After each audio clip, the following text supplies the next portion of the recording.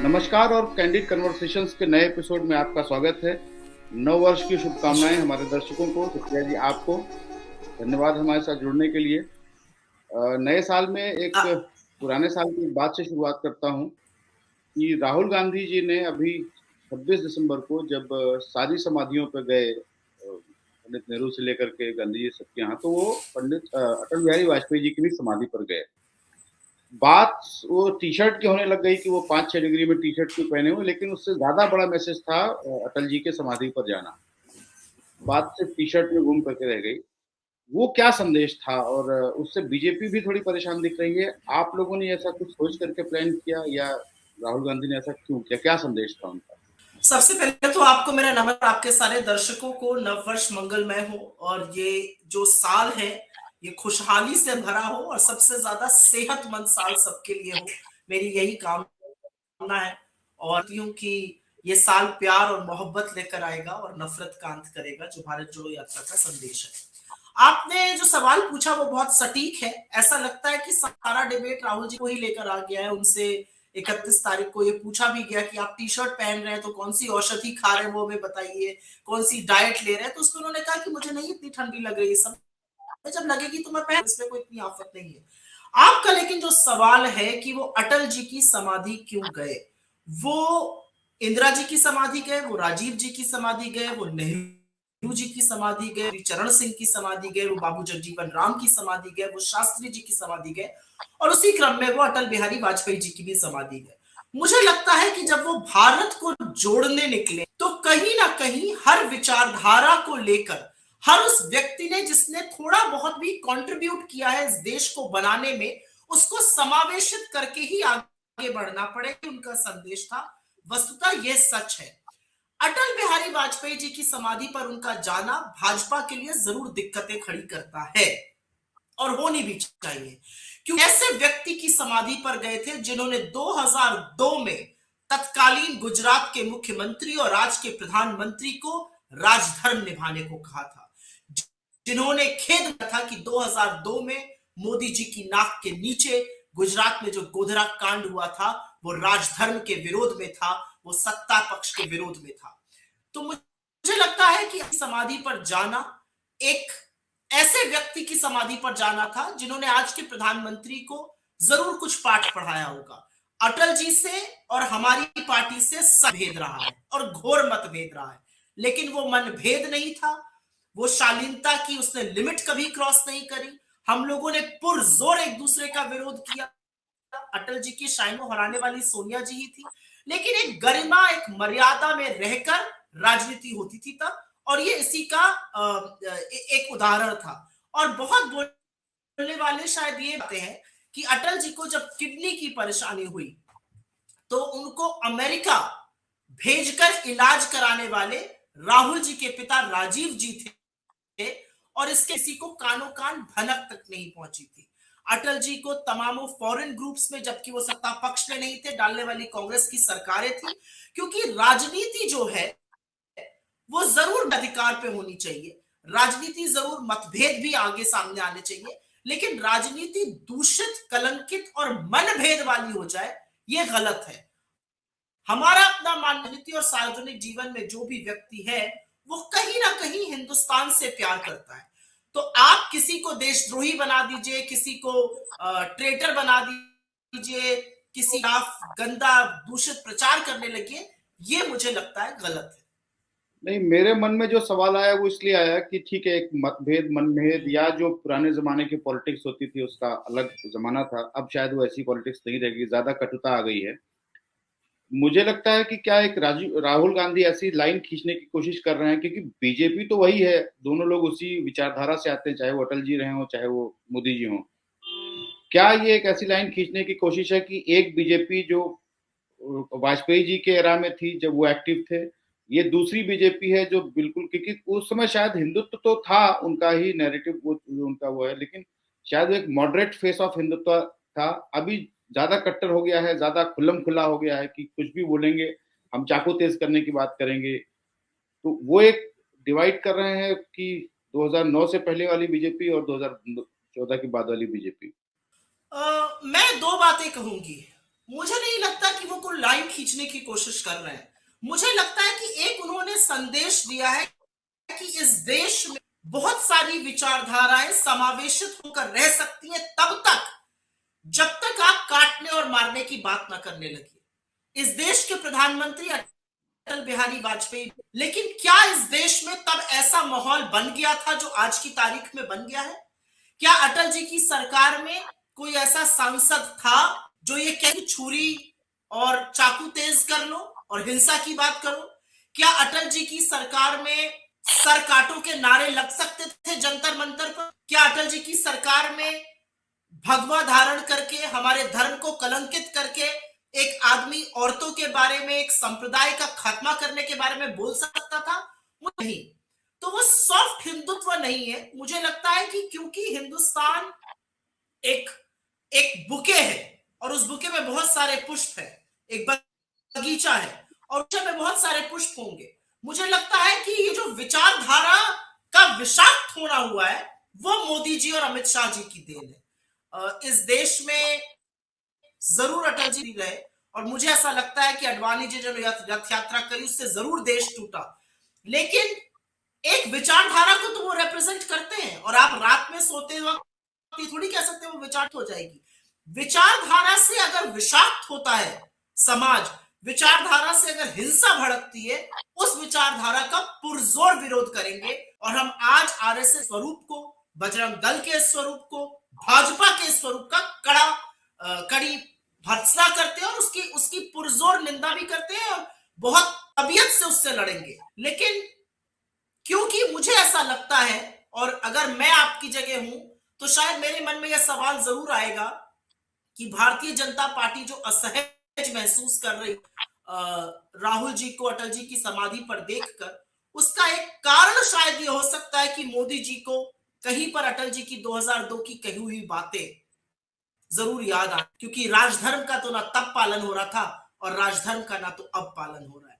लेकिन शायद उनके मन मस्तिष्क में ये बात जरूर आए कि अगर राहुल गांधी जी अटल जी की समाधि पर गए हैं, इसको जोड़ने के लिए वो एक एक्स्ट्रा माइल चढ़ सकते हैं, तो क्या प्रधानमंत्री ऐसा नहीं कर सकते?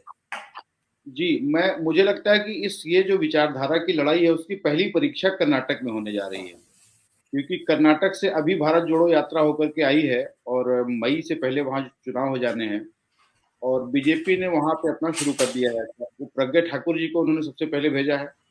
तेजस्वी सूर्या उनके नए अनुराग ठाकुर है वहां के, जो कि फायर ब्रांड उनके हिंदुत्व लीडर है। और अमित शाह जी कल परसों गए और वहां पे उन्होंने येदियुरप्पा जी जबकि उनके पार्लियामेंट्री बोर्ड में है और वो वहां पे सबको भ्रष्टाचार ज्ञान दे रहे हैं, सबको कह रहे हैं सब लोग भ्रष्टाचारी हैं। 40% का एक टैग निकाला हुआ है वहां पे सीएम के लिए लोगों ने। कर्नाटक की लड़ाई को आप कैसे देख रही हैं? देखिए, कर्नाटक हो या मध्य प्रदेश हो या छत्तीसगढ़ हो या राजस्थान हो, मुझे बहुत उम्मीद की किरण वहां नजर आती है। जब राहुल गांधी जी कहते हैं कि हम मध्य प्रदेश स्वीप करेंगे, तो वो वहां का जो अंडर करंट है उसको देखकर कहते हैं, क्योंकि भाजपा की जहां जहां सरकारें हैं, चाहे वो कर्नाटक हो चाहे वो मध्य प्रदेश हो, कहीं कहीं वो हिंसा की प्रयोगशाला, जिसको हेट लेबोरेटरी कहते हैं, वो बन चुकी है। और विशेषकर कर्नाटक, बहुत दुख होता है मुझे ये कहते हुए कि जिस राज्य ने भारत को विश्व के मानस पटल पर अंकित किया, एक आईटी इंडस्ट्री बनाकर, एक 21वीं सदी के भारत के निर्माण में कर्नाटक का बहुत बड़ा योगदान है, पर इतना विषाक्त माहौल कैसे हो सकता है, ये अपने आप में विचारने वाली बात है। आपने एक अमूल एड के लड़के को बोला कि वो फायर ब्रांड है। वो फायर ब्रांड बिल्कुल नहीं, वो एक नंबर के डरपोक है। युवा है तो आप प्यार और मोहब्बत से बात करिएगा। अगर आप युवा होकर, और ये मैं दावे के साथ कहती हूं, अगर आप युवा होकर हिंसा और नफरत की बात करते हैं तो आप वस्तुतः छछूंदर से भी ज्यादा डरपोक है। आप बहुत डरपोक इंसान है। अगर आप निर्भीक हैं तो आप दिल खोलकर मोहब्बत और प्यार की बात करिएगा। खैर, जिन प्रज्ञा ठाकुर जी का आपने नाम लिया, जब वो चुनी गई थी और उन्होंने तो गोडसे को खूब महिमा मंडन उनका खूब किया है, और कैसे गांधी को गोली मारी गई उसका भी उन्होंने कई बार एक तरह से प्रयोगशाला भी करके दिखाया है। उनको मोदी जी दिल से माफ नहीं कर पा रहे। अब मुझे नहीं पता कि ऐसे नफरती चिंटुओं को अपने साथ लेकर आप चलते हो, फिर आप कहते हैं मैं दिल से माफ नहीं कर पा रहा हूं। तो ऐसे फायर ब्रांड्स को जब आप भेजते हैं कहीं पर, तो कोट अनकोट फायर ब्रांड्स को, ऐसे नफरत के मैस्कॉट्स को जब भेजते हैं आप वहां पर, तो कहीं ना कहीं ये जरूर रेखांकित होता है कि आपकी सोच क्या। आप कर्नाटक के बारे में मुझसे पूछ रहे हैं, गृह मंत्री अमित शाह जाके कर्नाटक में बात कर रहे हैं। कोई गृह मंत्री से एक बात पूछे, आज की तारीख में महाराष्ट्र में आपकी सरकार है, किस तरह से बनाई गई वो अपनी अलग बात है, लेकिन भाजपा उस सरकार का हिस्सा, आपके उप मुख्यमंत्री है जो सुपर सीएम है। कर्नाटक में आपके सीएम है, और वो दोनों राज्य एक दूसरे का गला काटने का है एक भूमि के विवाद को लेकर। असम और मिजोरम में गोलियां चल रही है, ये हमारे गृह मंत्री है अपना। और मुझे दुख होता है कहते हुए कि जिस कुर्सी पर कभी सरदार पटेल बैठकर को जोड़ते थे, जिन्होंने भारत को एकजुट रखने में कुछ भी कोई भी जिसको कहते हैं he did not leave a single stone unturned, वो अमित शाह जाके वहां पे लोगबाजी कर रहे हैं, और महाराष्ट्र और कर्नाटक एक दूसरे से रोज छीटाकशी हो रही है, हिंसा भड़क रही, लड़ाई हो रही है।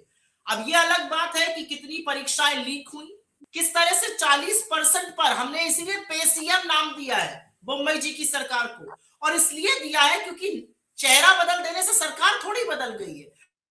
आपने येड्डी जी था भ्रष्टाचार के नाम पर, येड्डी जी आज गडकरी जी और शिवराज सिंह चौहान को बाहर कर दिया गया है, येड्डी जी आज आपके पार्लियामेंट्री बोर्ड में। आज आप ही के कर्ता आत्महत्या करने को मजबूर होता है ये कहकर कि मैंने एक काम किया था यहाँ पे कॉन्ट्रैक्ट का, लेकिन बिना 40% पैसा दिए, घूस दिए मुझे पेमेंट नहीं मिल रहा है। ये आपका कार्यकर्ता कह रहा है, कांग्रेस नहीं कह रही है, मीडिया नहीं कह रहा है, ये आपका कार्यकर्ता कह रहा है। और आप सवाल हमसे कीजिएगा, कर्नाटक हो या एमपी जहां भाजपा की सरकारें हैं, मैं दावे के साथ कह सकती हूं दोनों जगह से विदाई, और बहुत कहना नहीं चाहिए जो शब्द मैं यूज करने जा रही थी, बहुत गंदी विदाई होगी दोनों जगह से। मामा जी भी जाएंगे और मुंबई जी भी जाएंगे। ये जो एक परंपरा है ना कि हम मोदी जी के नाम पर जीत जाएंगे, हिमाचल भी जी का दूसरा घर था, कर्नाटक भी हारेंगे और मध्य प्रदेश भी हारेंगे, और हारना जरूरी भी है। आपके सिर पर जब आपके अहंकार इतना चढ़ जाए कि आपको लगे कि आप इस देश को प्रयोगशाला बना डालेंगे, मुझे नहीं लगता कि वो चल पाएगा। और कर्नाटक जैसी जगह पर जहां पर इतने मठ हैं, इतने लोग शांति से एक साथ रहते हैं, आपने वहां पर एक हेट लेबोरेटरी शुरू कर दी। बेशक एक कॉन्फिडेंस तो आया है कांग्रेस में और आप सभी लोगों में, और खास करके जब कल राहुल गांधी जी ने कहा कि हम एमपी स्वीप करेंगे, तो मैं जनरली राहुल गांधी जी को ऐसी बातें बोलते हुए नहीं सुनता हूं कभी। अगर वो ऐसा कह रहे हैं तो जरूर कुछ बात होगी, अदरवाइज वो ऐसे ही कोई छक्का नहीं मारते। वो कह रहे हैं मैं लिख के देता हूं कि हम कांग्रेस स्वीप करेगी, तो वो नो डाउट वो कॉन्फिडेंस तो भारत जोड़ो यात्रा से आया है।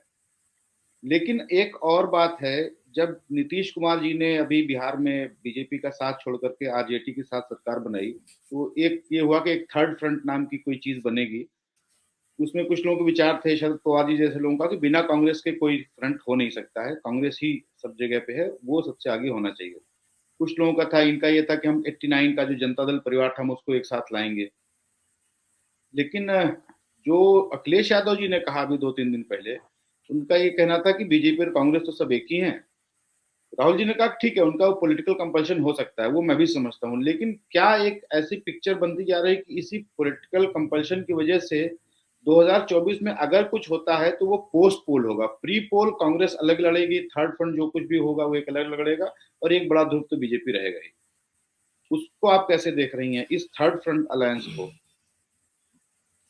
देखिए, मैं इतना बड़ा पोल प्रोडिक्शन तो नहीं करूंगी, लेकिन मैं कही हुई बात को दोहराऊंगी, और दोहराना इसलिए जरूरी है क्योंकि एक ये पिक्चर भी पेंट करी जाती है, बार बार की जाती है कि सब लोग अलग थलग है। मुझे लगता है संपूर्ण विपक्ष आज एक है, और मैं उनकी बात से बिल्कुल वाकया रखती हूं कि नहीं, लोगों के पॉलिटिकल कंपल्शंस है, किसी के खिलाफ ईडी का केस है, किसी के खिलाफ सीबीआई का केस है, किसी के बेटे को आप रखते हैं, किसी के दामाद के घर पे पहुंच जाते हैं, आप एजेंसीज का दुरुपयोग करते हैं, तो आप थोड़ी बहुत डिग्री तक लोगों को डरा सकते हैं। लेकिन जब पॉलिटिकल सर्वाइवल पर बात आ जाती है, जब बात यह आती है इन धूर्तों को निकाल फेंकना है, तो उस पर पूरा विपक्ष एक है। अब अखिलेश यादव जी ने ये क्यों कहा मैं नहीं जानती हूं, लेकिन पलट के तो ये भी कह सकता है कांग्रेस के साथ तो आप चुनाव एक बार मिलकर लड़े थे और हम लाइक माइंडेड पार्टीज हैं, तो अगर हम एक जैसे हैं तो क्या आप भाजपा के साथ चुनाव मिलकर लड़ सकते हैं? मुझे तो नहीं लगता वो ऐसा कर सकते। तो ये कहना शोक्ति होती है कि हम एक जैसे हैं। भाजपा तो कांग्रेस मुक्त भारत बनाना चाह रही है, तो उसमें अपने आप को तो नहीं बना देगी वो मुक्त, जो राहुल जी ने बात कही। मुझे लगता है कि ये सब अतिशयोक्तियां होती है। लेकिन जहां तक ऑपोजिशन की बात है, और मैं बिना घमंड के और बिना जिसको कहते हैं कि बिना जरा सा भी इमोडेस्ट हुए, मैं ये जरूर कहूंगी कि भविष्य में ऑपोजिशन एक साथ आएगी और उस ऑपोजिशन का फलक्रम या धुरी कांग्रेस को ही बनना पड़ेगा। आप मुझे बताइए कौन सी पार्टी बन सकती है? कौन सी पार्टी ये कह सकती है कि हम जम्मू कश्मीर में भी हैं और हम केरला में भी हैं, हम गुजरात में भी हैं और अरुणाचल में भी हैं? बहुत कम पार्टीज ऐसी हैं, सिर्फ हम और भाजपा ही है। भाजपा तो खैर साउथ ऑफ इंडिया भी नहीं कह सकती है, लेकिन हम ये कह सकते हैं, और इसके फलक्रम और धुरी तो कांग्रेस को ही बनना पड़ेगा। अब उसका क्या रूप होगा, उसको कैसे स्टिच टुगेदर किया जाएगा, कहां कहां प्री पोल होगा, कहां कहां पोस्ट पोल होगा, ये सारी बातें मुझे लगता है कि कुछ चीजें सीनियर लीडरशिप पर कांग्रेस अध्यक्ष डिसाइड करेंगे, सीनियर लीडर्स डिसाइड करेंगे, बाकी पार्टीज के लीडर्स डिसाइड करेंगे। लेकिन एक एक बड़ी लाइन भारत की राजनीति में, एक बहुत बड़ी लकीर भारत की राजनीति में राहुल गांधी जी ने भारत जोड़ो यात्रा से खींच दी है। और उनके जो दुर्विरोधी होते थे आज भी कह रहे हैं कि नहीं, बंदे में दम तो है, कुछ कर तो रहा है, भारत को जोड़ने की बात तो कर रहा है। तो बहुत सारे लोगों की महत्वाकांक्षाएं जरूर होंगी कि वो नेशनल लेवल की पॉलिटिक्स करें, लेकिन महत्वाकांक्षा एक चीज होती है और political reality, political ground reality दूसरी चीज होती है। भविष्य के गर्भ में क्या छिपा है मैं नहीं जानती, लेकिन इतना जी आज जो समूचा विपक्ष है वो इस एक मानसिकता से जरूर जुड़ा हुआ, भारत इस तरह से खंडित नहीं हो सकता है और उसके लिए हमें साथ आना ही पड़ेगा। और उसमें जरूर शायद हमें 2 कदम ज्यादा चलने पड़े, किसी को 2 कदम चल, हमें कम सीटों पर कहीं पर समझौता करने पड़े, किसी को ज्यादा सीटों पर करना पड़े, ये सारी स्ट्रेटेजिक इश्यूज है। लेकिन एक बड़े तौर पर एक आम राय अगर आप मुझसे पूछिए तो ये आम राय ये है कि इस देश का विपक्ष एकजुट है। जब 18 पार्टीज किसान आंदोलन में एक साथ जाती हैं और मीडिया उसको पेज नंबर 10 पर एक कॉलम की खबर दिखाता है, तो ये मीडिया आपको नहीं दिखाएगा। ये मीडिया अखिलेश जी के बयान को, जबकि मैंने वो सुना भी नहीं है, वो किस तरह से प्रेजेंट किया, क्या था क्या नहीं था मुझे नहीं पता, लेकिन मुझे मीडिया से आशा नहीं है, पर मुझे ऐसा लगता है कि कुछ कंपल्शन सबके है और कुछ कंपल्शन के तहत लोग बात करते हैं। जी, एक आखिरी सवाल और पॉलिटिक्स से हटके एक चीज आने जा रही है, रिमोट वोटिंग मशीन। अभी ईवीएम ही डिस्प्यूटेड थी, एक रिमोट वोटिंग नाम की चीज आने जा रही है। चुनाव आयोग का कहना है ये करीब 37% लोग जो है वो माइग्रेंट हैं, अपनी जगह पे नहीं रहते हैं और वो वोट नहीं देते। हालांकि वोटिंग परसेंटेज बढ़ा है पिछले 10-15-20 सालों में, 67, 68%, 70% पोलिंग हो रही है। नॉर्थ ईस्ट में 85% तक पोलिंग हो रही है। 16 तारीख को उन्होंने मीटिंग बुलाई हुई है और जहां तक मुझे पता चला कि कांग्रेस ने इसका विरोध किया हुआ है। इसको आप क्या देख रही है? ये सरकार की नीयत पर कुछ दिक्कत है कि ये नया हथकंडा ला रहे हैं वोट हेर फेर करने का, या सच में चुनाव आयोग ऐसा कर सकता है? और हालांकि चुनाव आयोग ने भी कुछ सालों पहले कहा था सुप्रीम कोर्ट ने हमारे पास ऐसी कोई व्यवस्था नहीं है, लेकिन अब वो ऐसे करने की तैयारी कर रहे हैं। इसको कैसे देख रही हैं आप?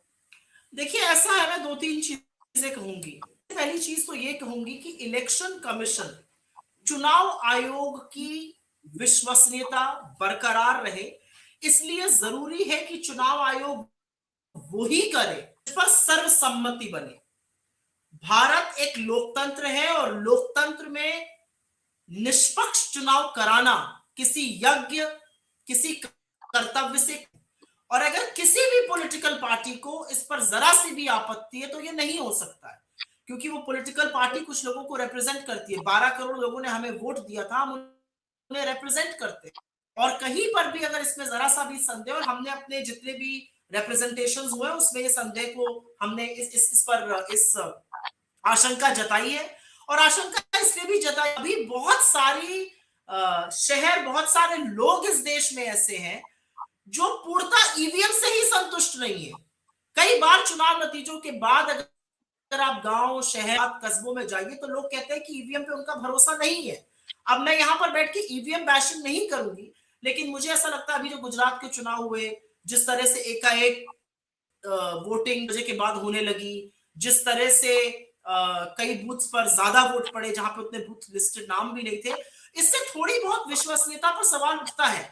तो अभी पहले ये बनानी जरूरी है बजाय एक नई लीप लेने के। और मुझे ऐसा लगता है कि चुनाव आयोग को ऐसा कोई भी काम करना नहीं चाहिए जिस पर भारत के लोकतांत्रिक तरीके चुनावों पर रत्ती भर लेश मात्र भी संदेह या आशंका उठाई जा सके। हम इसके विरोध में, हमने अपने रिप्रेजेंटेशंस में इसका विरोध किया है, and I still think that this is progress. I don't think अभी वो वक्त आया है कि हम इतनी बड़ी लीप ऑफ फेथ ले सके। जी, बहुत धन्यवाद सुप्रिया जी हमसे जुड़ने के लिए, और नया साल आपको एक बार बहुत बहुत धन्यवाद। हम लोग नेक्स्ट वीक फिर से बात करेंगे। धन्यवाद।